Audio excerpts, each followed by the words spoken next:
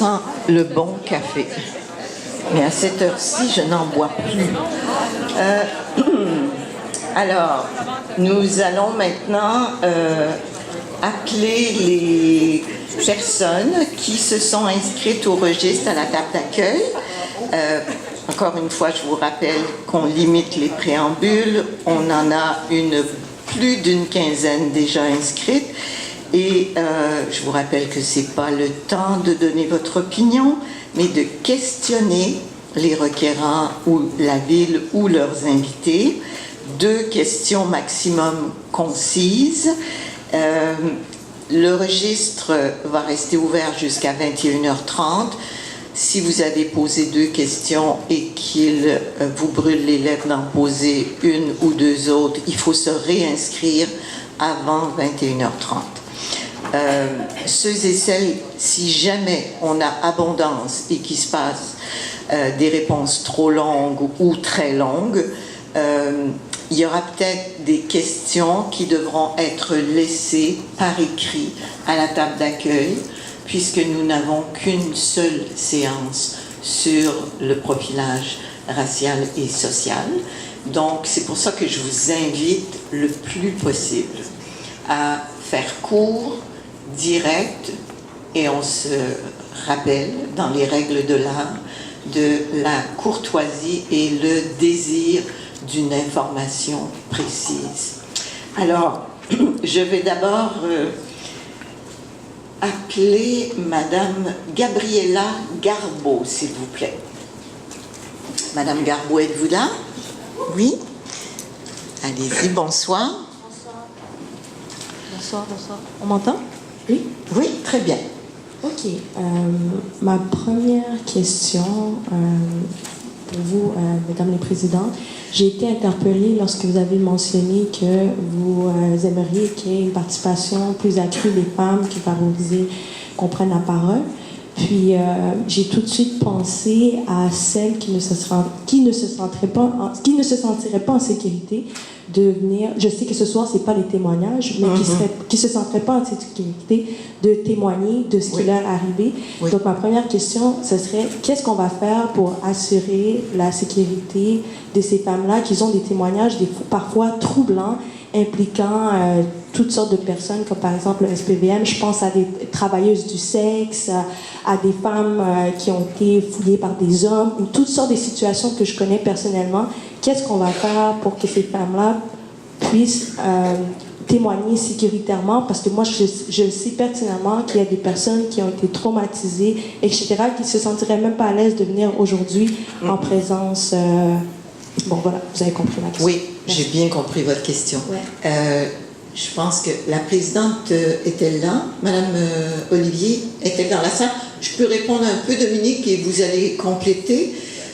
Écoutez, c'est pas une commission d'enquête, hein, vous le savez. Nous sommes là pour prendre, évidemment, les avis des citoyens et des citoyennes sur le grand thème du racisme et de la discrimination systémique. Je vous dirais que à travers ce dont Mme Olivier parlait tout à l'heure, les activités contributives citoyennes, il y aura une possibilité pour des gens de créer un petit groupe dans lequel ils veulent, selon leur désir de thématique,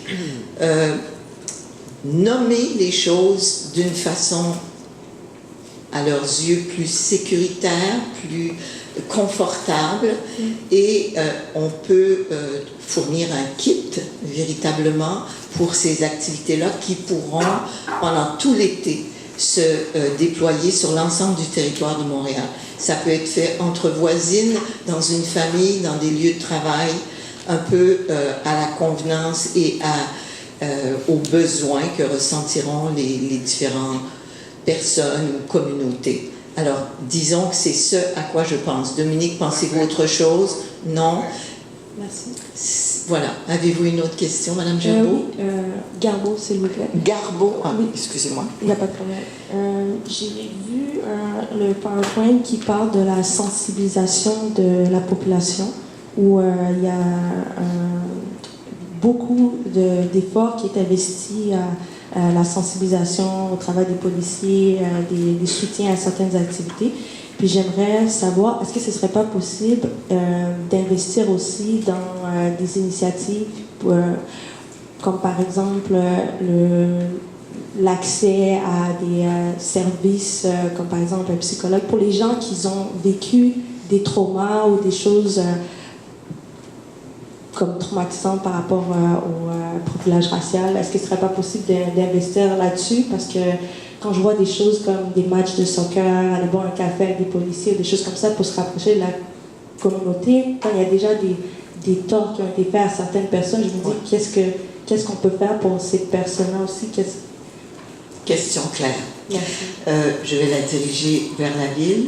Est-ce qu'il y a des budgets qui existent pour pallier à des traumas de gens qui auraient subi de la discrimination à cause du profilage racial ou social? Il y a beaucoup d'activités de sensibilisation, comme vous le disiez, comme Madame le disait, plus proche du micro, d'accord. Beaucoup d'activités de sensibilisation, mais est-ce qu'il y a des budgets précis à la ville pour des soins de santé de personnes? Je vous dirais non. Normalement, c'est le gouvernement du Québec. Par contre, souvent, on peut aider avec de l'activité des organismes communautaires qui pourraient peut-être entreprendre ça, fait que ça serait vraiment réfléchir dans ce sens-là.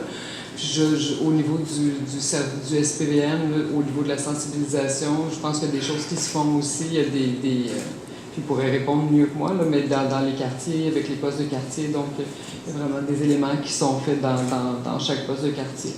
Est-ce que ça peut être intéressant que vous appeliez quelqu'un du SPVM pour nous donner quelques informations autour de cette question de Mme Garbeau? Mme Cournoyer, peut-être, pourrait répondre. Bonjour. Il y a un micro, Mme Cournoyer. Je pense qu'il doit être déjà. Bonjour, Caroline Cournoyer. Je suis inspecteur à la section de la prévention et de la sécurité urbaine. Effectivement, comme vous l'avez nommé, il y a plusieurs activités qui sont réalisées durant l'année entre les postes de quartier et les citoyens. Est-ce qu'il y a des budgets attribués?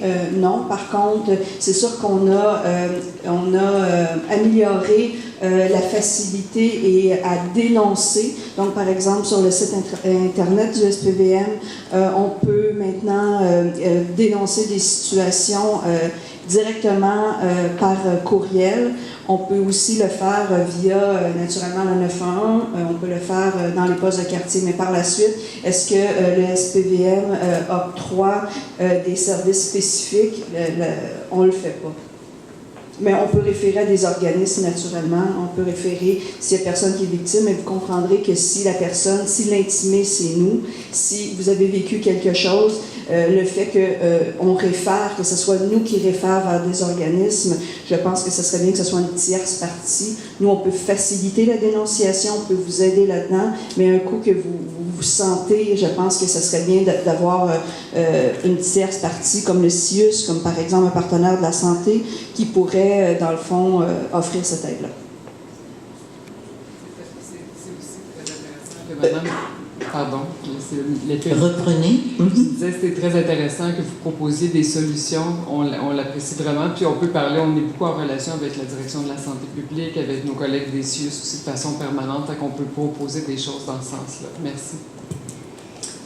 Dans les